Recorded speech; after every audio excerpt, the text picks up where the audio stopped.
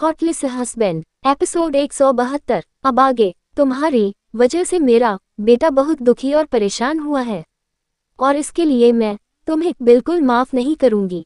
वही अरमान अपनी black shades के पीछे से वसुंधरा के चेहरे को देख रहा था।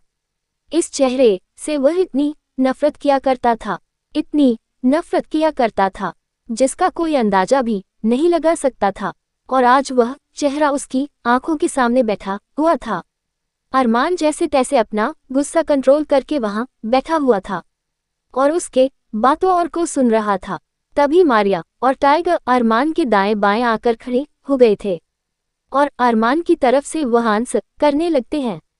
देखिए वसुंधरा, रायचंद डेविल किंग को बिल्कुल भी पसंद नहीं है कि किसी की भी जिंदगी के साथ खिलवाड़ किया जाए, और वैसे भी तुम्हारे बेटे ने छोटे छोटे बच्चों से लेकर मजबूर बेसहारा लोगों तक का फायदा उठाया है।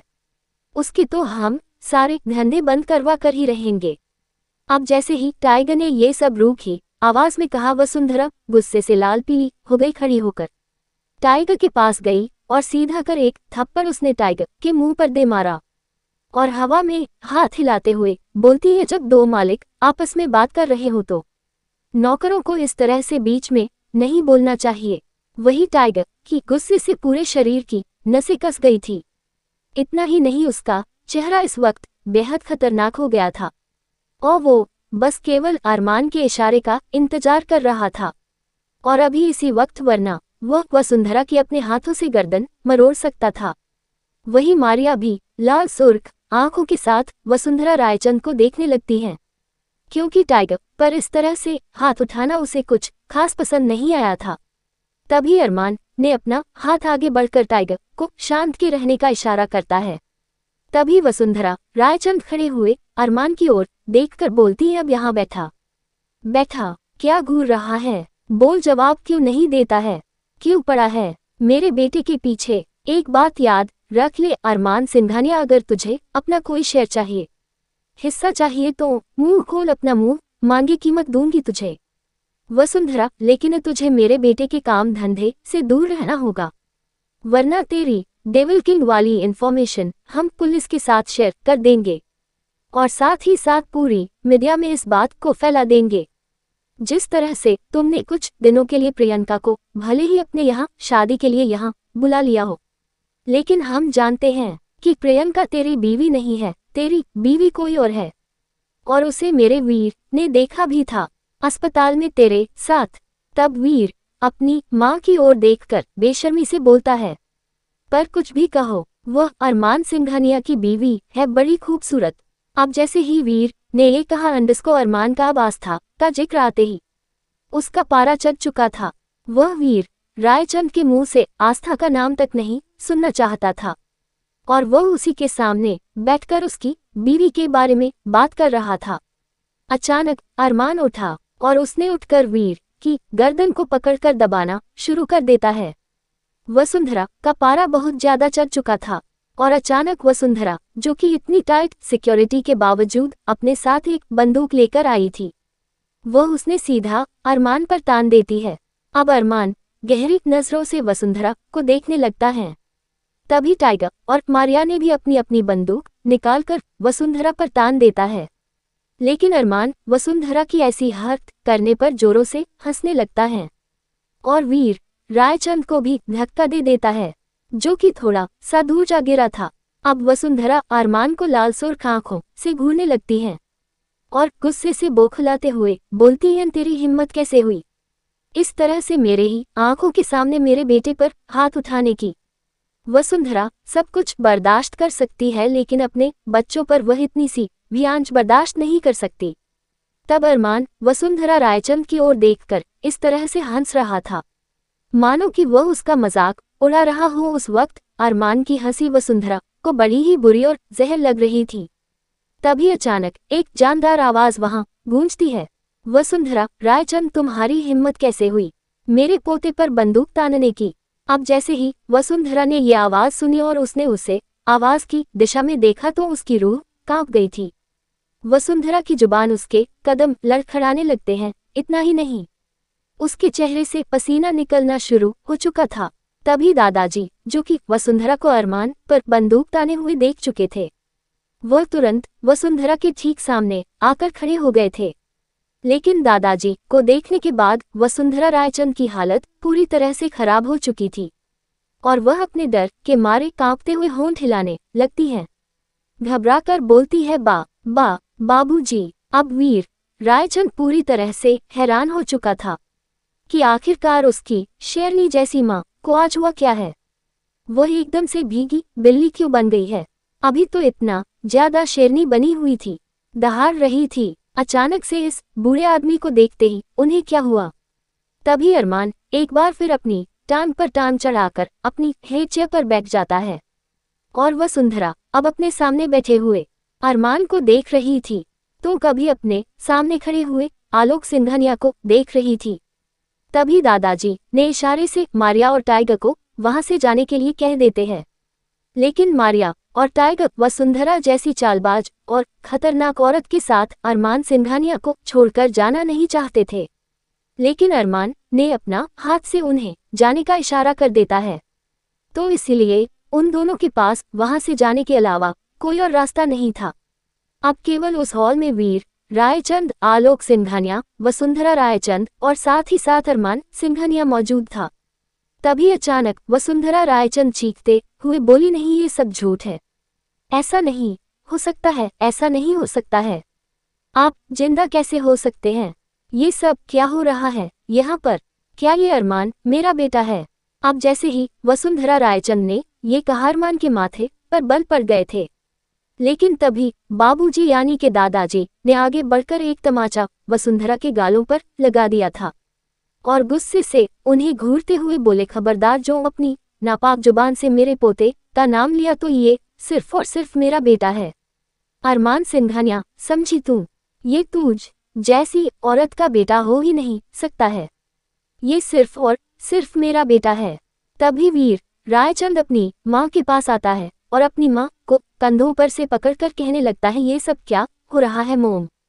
ये सब क्या बोल रहे हैं? क्या ये अरमान आपका बेटा है? यह क्या हो रहा है मोम? बताए, जवाब दीजिए मोम, मैं आपसे कुछ पूछ रहा हूँ। लेकिन वसुंधरा के तो मानो मुंह में फेविकोल चिपक गया था, उसके मुंह से तो कोई आवाज ही नहीं निकाल रही थी। तभी दादाजी ने वीर रायचंद की ओर देखकर कहते हैं, उससे क्या पूछता है, मैं जवाब दूंगा। उन्होंने नफरत भरे शब्दों में कहा कि तेरी माँ एक नंबर की शैतान औरत है, एक नंबर की चालबाज और चरित्रहीन औरत है।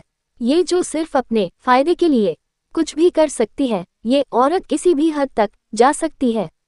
अरे अपने फायदे के लिए इसने अपने इस मासूम 4 साल के बच्चे तक को नहीं छोड़ा, इसने उसका भी इस्तेमाल किया। ये औरत के नाम पर कलंक है, ये कलंक है औरत के नाम पर। वही अरमान अब एकदम खामोश एक तरफ बैठ गया था, उसके मुंह से तो कुछ निकल ही नहीं रहा था। अब दादाजी अपनी बीती यादों में खो गए थे। फ्लैशबैक, वसुंधरा रायचंद, जो कि आलोक जी के इकलौते बेटे अभिमान सूर्यवंशी की पत्नी थी, उनकी माली हालत कुछ ज्यादा खास ठीक नहीं थी, लेकिन राजी खुशी एक परिवार की तरह वह रहते थे। एकदम मिडिल क्लास परिवार था, लेकिन वसुंधरा के सपने बड़े बड़े थे। वह जिंदगी में आगे बढ़ना चाहती थी। अभिमान से शादी करने के बाद उसे ऐसा लगता था मानो कि उसकी पूरी दुनिया ही तबाह हो गई हो। अभिमान काफी छोटा था, बचपन में ही अभिमान की मां चल बसी थी। तब उनके पिता आलोक सूर्यवंशी ने अपने बेटे को पाला पोसा और उसकी शादी उसकी मनपसंद लड़की वसुंधरा से करवाई थी। हालांकि अभिमान और वसुंधरा की लव मैरिज थी, लेकिन शादी के कुछ दिनों के बाद ही परिवार की गरीबी ने वसुंधरा का दिल अभिमान से हटा दिया था और धीरे धीरे उसने घर में क्लेश करना शुरू कर दिया था। और इसी बीच जब उसे इस बात के बारे में पता चला कि वह मां बनने वाली है, तो वह बहुत गुस्सा हुई थी और वह अरमान को पेट में ही मार डालना चाहती थी। लेकिन अभिमान ने ऐसा नहीं होने दिया। उसके खाने पीने हर एक चीज पर वह नजर रखने लगे थे, क्योंकि उसने वसुंधरा के हाव भाव से पता लगा लिया था कि वह उसके बच्चे के साथ कुछ भी कर सकती है।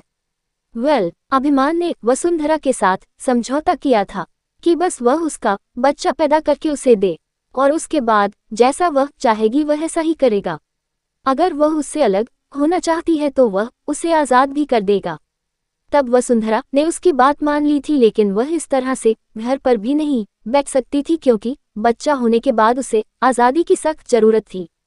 लेकिन वसुंधरा को अरमान पैदा होने के बाद वसुंधरा को ऐसा लगा मानो कि उसकी आज़ादी को किसी ने छीन ली गई हो। शुरू के कुछ दिन तक तो उसने अरमान से प्यार किया, लेकिन अब वह इस रिश्ते से निकलना चाहती थी। अभिमान ने सोचा था कि बच्चा हो जाएगा तो सब ठीक हो जाएगा और वह बच्चे के प्यार के चक्कर में सब कुछ भूल जाएंगी और अपनी इसी जिंदगी में खुश रहेगी। लेकिन वसुंधरा इसके उलट अलग निकलती है और वह अब हर हाल में अभिमान से अलग होना चाहती थी। लेकिन अभिमान ने बिल्कुल उसे साफ साफ इनकार कर दिया था कि जब तक कि उसका बेटा थोड़ा बहुत समझदार नहीं होता तब तक वह उसे नहीं छोड़ सकता है, क्योंकि इस वक्त उसके बेटे को माँ की सख्त जरूरत है। लेकिन वसुंधरा ने कभी अरमान से प्यार किया ही नहीं था। लेकिन जब वसुंधरा को इस बात का एहसास हो गया कि अभिमान उसे किसी भी कीमत पर तलाक नहीं देगा और न ही उसे उसकी जिंदगी से आज़ाद करेगा, तब उसने बाहर जाकर नौकरी करने का फैसला लिया था। हालांकि आलोक जी ने इस बात को सख्त मना किया था, क्योंकि अरमान उस वक्त केवल 6 से 7 महीने का था। लेकिन घर में हो रहे कलेश को रोकने के लिए उन्होंने उसे नौकरी करने की परमिशन दे दी थी। लेकिन बाहर जाकर वसुंधरा को तो जैसे पर मिल गए थे। उसने रायचंद इंडस्ट्रीज ज्वाइन की थी और कहने को तो वह उस वक्त अमरीश रायचंद की सेक्रेटरी थी। लेकिन धीरे धीरे उसने उसे अपने प्यार के जाल में फंसाना शुरू कर दिया था और एक टाइम ऐसा आ गया था कि अमरीश दिल और जान से वसुंधरा को चाहने लगा था।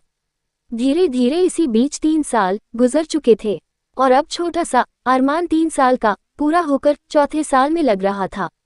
लेकिन एक रोज वही अभिमान पूरी तरह से वसुंधरा के बर्ताव के कारण बीमार होते चले गए और उनका जो काम था वह भी छूट चुका था पूरी तरह से। पूरा घर अब वसुंधरा की कमाई पर ही चलने लगा था।